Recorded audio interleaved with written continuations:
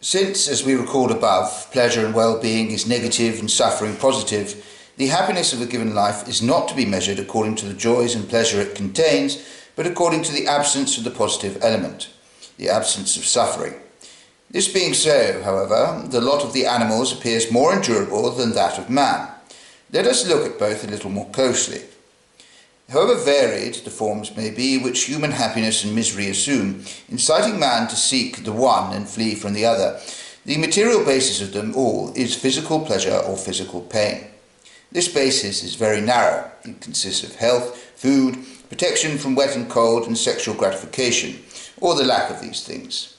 Man has, consequently, no larger share of real physical pleasure than the animals have, except perhaps to the extent that his more highly charged nervous system intensifies every sensation of pleasure, as it also does every sensation of pain.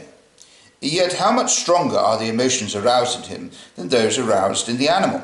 How incomparably more profound and vehement are his passions, and all to achieve exactly the same result in the end: health, food, covering, etc. This arises first and foremost because with him everything is powerfully intensified by thinking about absent and future things. And this is in fact the origin of care, fear and hope, which, once they have been aroused, make a far stronger impression on men than do actual present pleasures or sufferings, to which the animal is limited. For, since it lacks the faculty of reflection, joys and sorrows cannot accumulate in the animal as they do in man, through memory and anticipation. With the animal, present suffering, even if repeated countless times, remains what it was the first time. It cannot sum itself up. Hence the enviable composure and unconcern which characterizes the animal. With man, on the other hand, there evolves out of those elements of pleasure and suffering which he has in common with the animal an intensification of his sensations of happiness and misery which can lead to momentary transports, which may sometimes even prove fatal, or to suicidal despair. More closely considered, what happens is this. He deliberately intensifies his needs, which are originally scarcely harder to satisfy than those of the animal, so as to intensify his pleasure.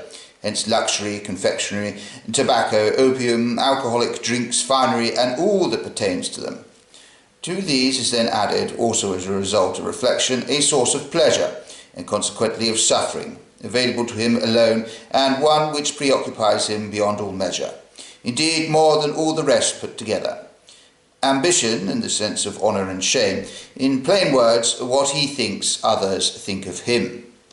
This, in 1,000 often curious shapes, then becomes the goal of all those endeavours of his which go beyond physical pleasure or pain.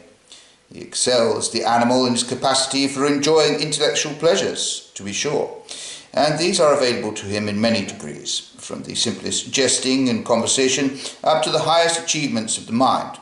But as a counterweight to this, on the side of suffering stands boredom, which is unknown to the animals, at least in the state of nature, and is only very slightly perceptible in the very cleverest domesticated ones. While to man it has become a veritable scourge. Want and boredom are indeed the twin poles of human life. Finally, it remains to be mentioned that with man sexual gratification is tied to a very obstinate selectivity, which is sometimes intensified into a more or less passionate love. Thus sexuality becomes for man a source of brief pleasure and protracted suffering. It is indeed remarkable how, through the mere addition of thought, which the animal lacks, there should have been erected on the same narrow basis of pain and pleasure that the animal possesses so vast and lofty a structure of human happiness and misery, and man should be subjected to such vehement emotions, passions and convulsions that their impress can be read in enduring lines on his face, while all the time and in reality he is concerned only with the very same things which the animal too attains, and attains with an incomparably smaller expenditure of emotion. Through all this, however, the measure of suffering increases in man far more than the enjoyment, and it is very greatly enhanced specifically by the fact that he actually knows of death, while the animal only instinctively flees it without actually knowing of it, and therefore without ever really having it in view, which man does all the time. The animals are much more content with mere existence than we are. The plants are wholly so, and man is so according to how dull and insensitive he is. The animal's life, consequently, contains less suffering, but also less pleasure than the human's.